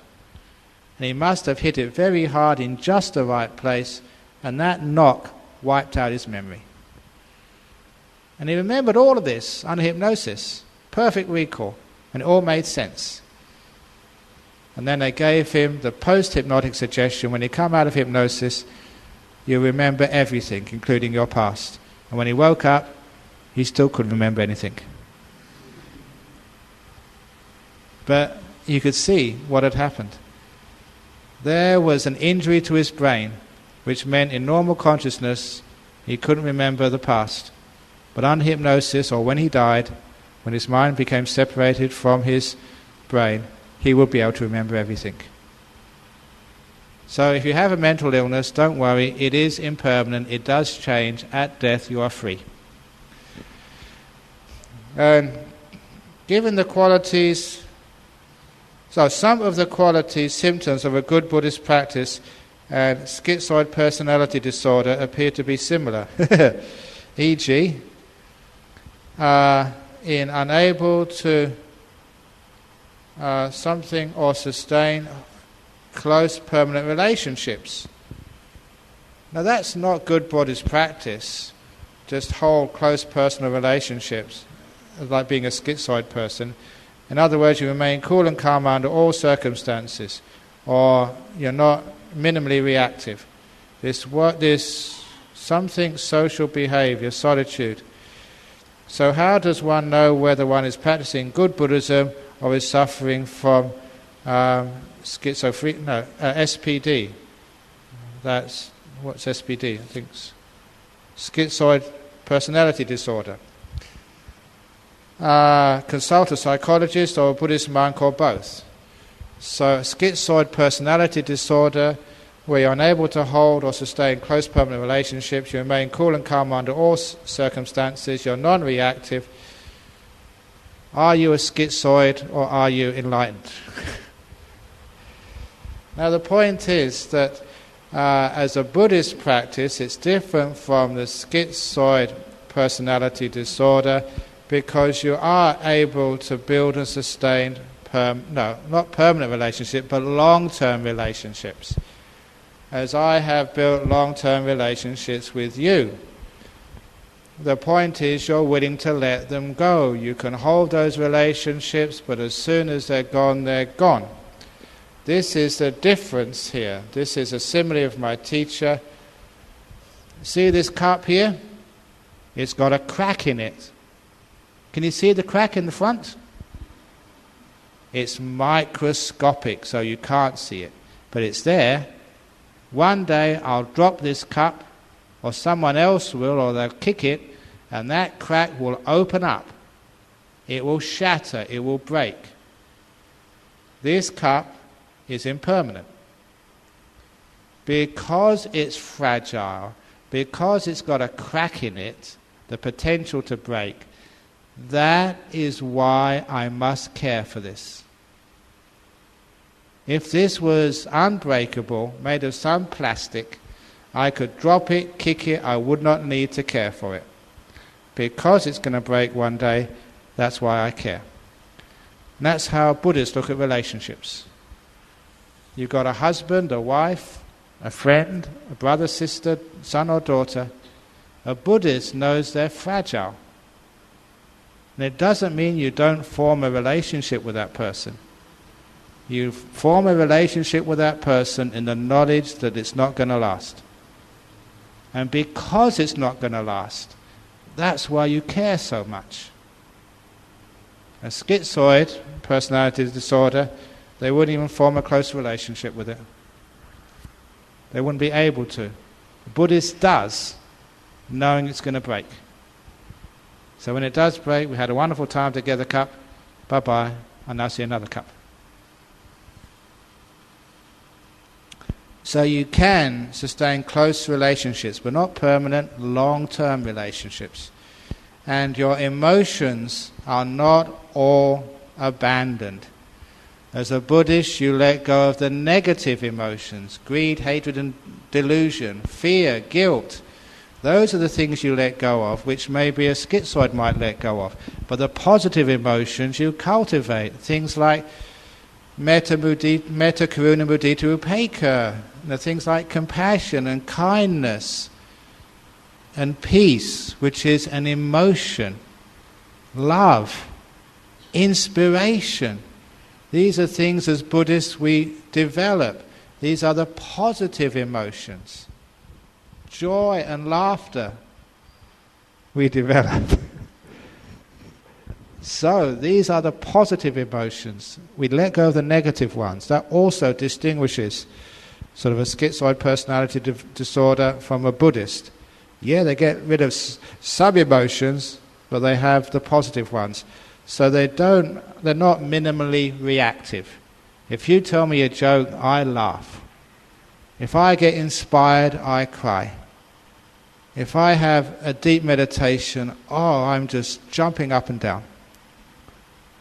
And I deliberately cultivate that, because that's what happens. Seeing a monk like Ajahn Chah, he was one of the happiest people I've ever seen in my life.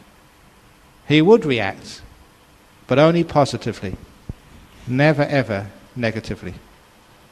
So I think hopefully that answers those questions. What is the dominant influence on an individual's behavior? Is it nature or nurture, according to modern psychology, or is it really karma? And if so, how does one overcome bad karma of a previous life to ensure a good, happy life here and now, or on this earth and hereafter, after one's passing? Is it nature or nurture? And of course it's always a combination of both. The nature is like the karma of the past life. The nurture is the karma of this life. Remember, karma is always work in action. You come into this world with karma, but from the time you are born, you continue to make karma. In other words, the nature is the karma from the past, the nurture is what you do, the karma in this life. And if you have bad karma from the past, it means you have to do much more nurture, much more good karma in this life. If you have good karma from the past life, maybe you don't need so much nurture, but you can always nurture as much as possible. The classic simile, I'll do it very briefly, from opening the door of your heart, baking a cake. Two ladies baking a cake, one with good ingredients, one with bad ingredients. Who makes the best cake? It's not always the person with the worst ingredients, because the ingredients are only half of baking a cake. It's how much care and love and skill you put into that baking. So a person with very bad ingredients, they can put so much care and skill and love into their cooking that their cake turns out to be delicious, much more tasty than a person with the very best ingredients who are lazy and heedless. Because in the cake, it's what you make of the ingredients is important. In the same in life, you may be not so intelligent, beautiful or rich, or even clever as some other people, but that does not matter. It means you've got poor ingredients. What are you making out of those ingredients? What are you doing with them? So the way you nurture the meager ingredients of your life coming from your past karma, the way you make use of those, that is the most important of all. And in the time of the Buddha, there were prostitutes, there were people with hunchbacks, street sweepers, people who came into the life with very bad karma, and even though they had bad karma from the past, they put so much care and nurture into their practice, they became fully enlightened arahats. So in Buddhism, yes, the karma from the past is important. That gives you the ingredients you have to work with. But it's how you make use of those ingredients. Look at me. I had some good karma and some bad karma. My bad karma was to be born in England. Cold, terrible food, and no Buddhism. That was a mistake. I should have been born in Penang. Nice and warm, good food, and lots of Buddhism. But nevertheless, I got here in the end. Despite meteoric advances in information communication technology, cell phones, internet, etc., mankind is still miscommunicating with each other, resulting in misunderstandings and unresolved conflicts. Well said. So what is the Buddhist way to improve communication between ourselves? Everyone knows how to send messages, but very few people know how to receive messages. So when you read your emails, do you read it fast or slow? When you look at your SMSs, are you really paying attention, or you're trying to get rid of it to go to the next one? When someone's talking to you, are you really listening, or thinking, when are they going to stop? I've got better things to do than to listen to her. So part of the problem is many people know how to talk, but few people know how to listen. And that's one of the problems with communication. Too many talkers, not enough listeners. Too many people sending information, not enough people reading the information. Communication has to have the listener. So if you really want to be a communicator, learn how to be a listener first. And when you hear the information, and you see the way that people just sometimes say too much or say it in the wrong way, then you learn from what other people do how to communicate yourself. I went to so many boring talks on Buddhism, but I listened and I realized that's not the way to give a talk. Because I listened, then I learned how to communicate. So you listen first, and then you communicate afterwards.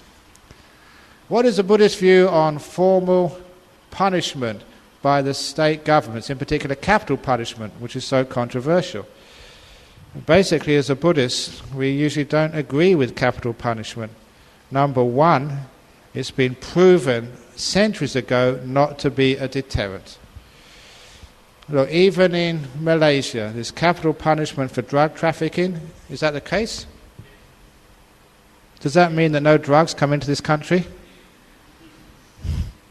Still drugs come into the country. Where's the deterrent factor there? So a lot of times capital punishment is actually missing the point. You know, there must be other ways, put forth more strategies in solving these problems rather than deterrence.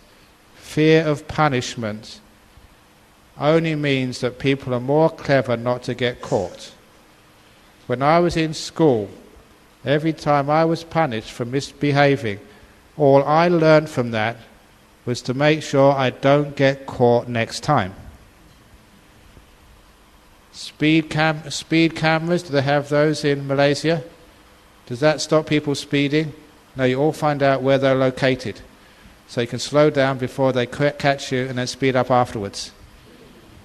So it doesn't actually get people the problem. Why is speeding bad? Why is drugs bad? Why is stealing bad?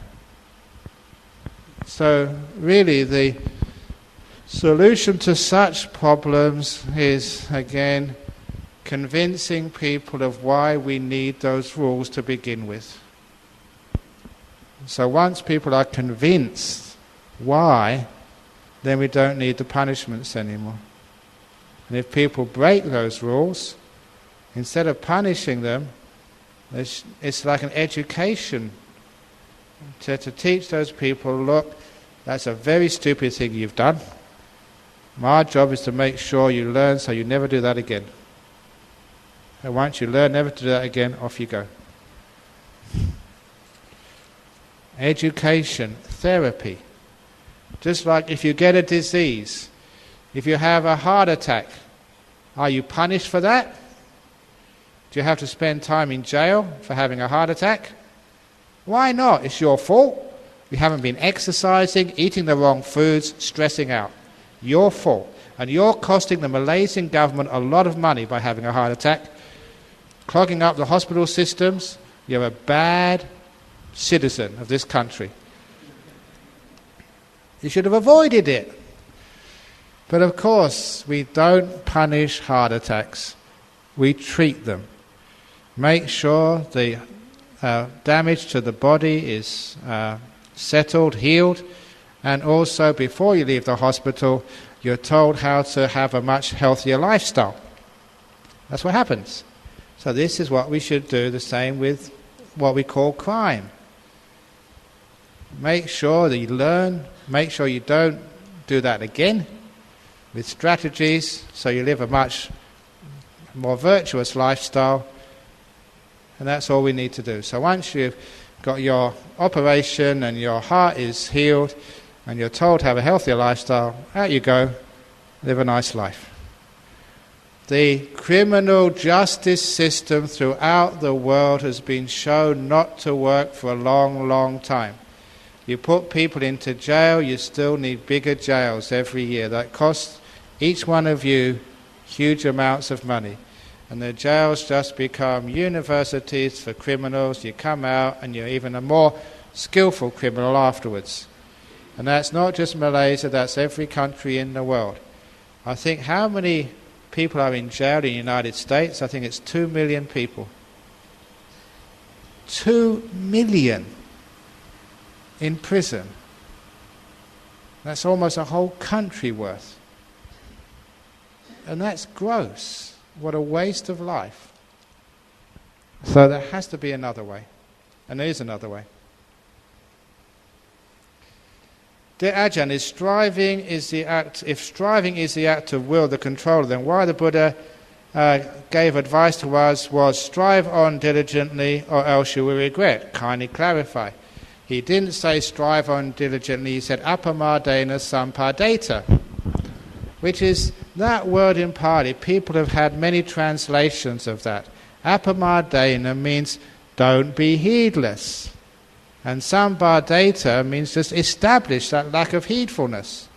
So many people, because they're worldly people, think, yes, you've got to put forth effort and strive. Because everything you've ever achieved in life, you've worked for, you've strived for, you've got it, well done. But in Dhamma, it works a different direction. Just before the Buddha became enlightened as a bodhisattva, he put his bowl in the river Nirangala and made the resolution, if I am to become enlightened, may my bowl flow against the current. And it did. Not only did it say this was an omen about what was going to happen, it also told him how to become enlightened. To go against the stream of craving.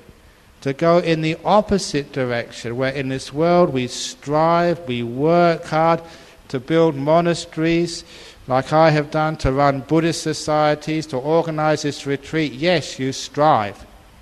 To become enlightened, you go the opposite direction. That's what it meant, appamadena sampadeta. Be heedful, be fully mindful, and you will know from your experience, to be really mindful, you have to stop and let go. Renounce craving. And for many of you meditating here for the last 8 days, that's the most difficult thing to do. Because you're going against the stream. You're going in a direction you've never gone before. And it feels counterintuitive to go against the stream. But that's the way you get enlightened. That's also why very few people get enlightened. They strive, and they get frustrated. It doesn't work. You let go, and it works. The key to success in business are happiness and peace. What are your views? If you're very happy when you go to work, the boss will wonder why, what you're doing. And if you sit there all day peacefully, you get the sack. No, you've got to work in business. Going against the stream works in meditation. When you're in business, strive, work hard, but do it efficiently. That was the message today. Learn how to strive efficiently. In other words, learn to have breaks every now and again. Do you remember when you were all at school? Did you do history, and as soon as history was finished, then English, as soon as English was finished, maths, and as soon as maths was finished, Chinese? No, you had breaks in between. You used to call it playtime or lunch. Why did they have playtime or lunch? Because every psychologist knows if you try and work a child hour after hour after hour, nothing more goes in. It's not the efficient way for teaching a child knowledge. You give so much, rest. A bit more, rest. A bit more, take a break. But in business we forget that. For those of you old enough to remember the British Empire in Penang, one of the reasons the British Empire became so successful is because every morning they had tea break. Every afternoon, tea break. They knew how to de-stress. But people don't do that anymore. They have a cup of coffee, they're at the computer drinking, they don't actually know what they're drinking. This is actually rice, not tea. So please give yourself a break. It's all about efficiency. So that way, actually, you are more productive. And actually, happiness makes you more productive. So that's why sometimes I have happy days in the office, where you dress in the red nose or something. It makes happiness and people are more productive. If we know our mind is controlling us, is deluded, what shall we follow? Or we shall follow the voice of our heart. Don't follow anything. Just be here, be still. If you follow someone, you go over there. And then you see another person, and you come over here. Sometimes you're just like these dogs who follow people. Sometimes I see these stray dogs, and when you're on arms round, they follow you. Say, go away, I'm a monk, I can't take you home. But your job is not to follow anything. You just stay where you are. Things can come and you don't follow them. Things can go and you don't follow them. You just stay here. So don't be blown around by the four worldly winds. Don't follow anything. Be like a rock, like a pillar. My father and grandma love me, but they tend to have lots of negative thoughts and bad speech towards people. I find that I'm afraid of getting close with them. My actions of ignoring them sometimes made them feel bad. What should I do to open up my heart for them and myself? How can I help them as well? Thank you. Did I tell the story of Kuan Yin and the mother-in-law? Yeah, that was a very good story there. Basically, in brief, that there was a woman in Perth whose mother-in-law was always giving her so much trouble. She couldn't get close to her. The mother-in-law was always treating her unkindly, saying bad words to her, just like in this. And so she tried many, many things, and what worked for her, she was meditating, she had a vision of Kuan Yin in her dreams. No, not in her dreams, in her meditation. She saw Kuan Yin there, just the ordinary figure of Kuan Yin, but the only strange thing was Kuan Yin's face was the same as her mother-in-law's. But as soon as she identified her mother with the goddess of mercy, which she would worship and pray to, the next time she saw her mother, she said, this is Kuan Yin. And because she regarded her mother in a totally different way, her mother then regarded her in a different way. And within a couple of weeks, their relationship was so good. So if you're a follower of Kuan Yin, regard your father and grandmother as Kuan Yin. And the next time you look at them, they may say bad things to you, but this is Kuan Yin. If that doesn't work, maybe the Buddha. Or if that doesn't work, maybe regard your father as Ajahn Brahm. Or whatever. And then the whole attitude changes. So basically, you have to change yourself first of all. So you'll never change your grandma and father without changing yourself first. So develop strategies of developing huge loving kindness. Loving kindness towards yourself and loving kindness towards them. It takes a lot of work, but you can do it. And after a while, you do find they do change. Because what you get, you will find, is what you've given. So somehow you've actually treated them with negativity. You may not notice that, you may not realize that, which is why they're treating you with negativity back. So maybe you have to bear with negativity for a little while longer until your bad karma wears out. But in the meantime, give them lots of love and kindness and respect. And then their negativity will change. I'm not an advanced meditator, but I often meet people who will benefit from meditation but will not go to meditation classes due to various reasons. How do I introduce meditation to them? Or is there any way I can share with them the way meditation in a short 1 minute? Yeah, you can teach them. I hereby authorize everyone here to teach meditation. You are authorized, you're initiated. So why not? Because that shares it around. You don't need to be a monk to teach meditation. Just like, in any school you have the headmaster and you have the senior teachers and you have the junior teachers, have the teaching assistants. So there we are. And this retreat, I am the headmaster, you are the deputy principal, and maybe the organizers here are the senior masters, and all of you are also the teachers, and the ones who are not on the retreat are the teaching assistants.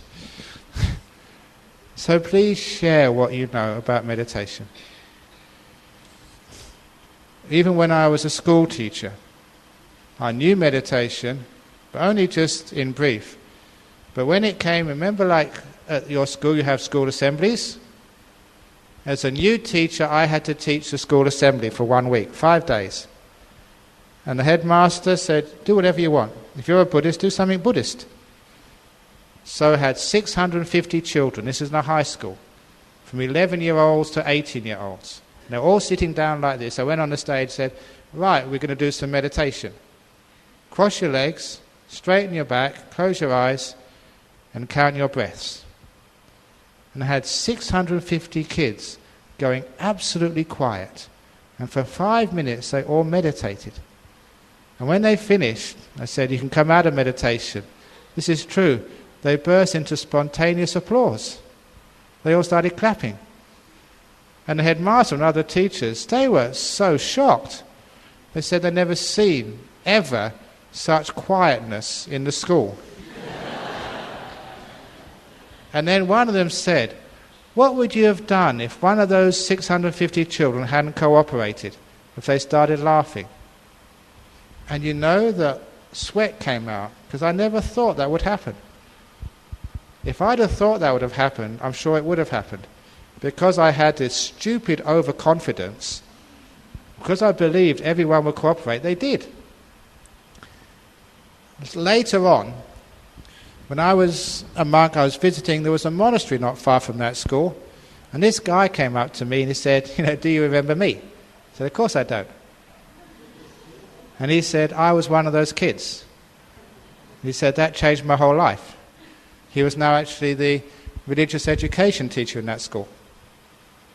He said, you taught me meditation. And I was only a school teacher, I was not a monk yet, and I actually helped somebody.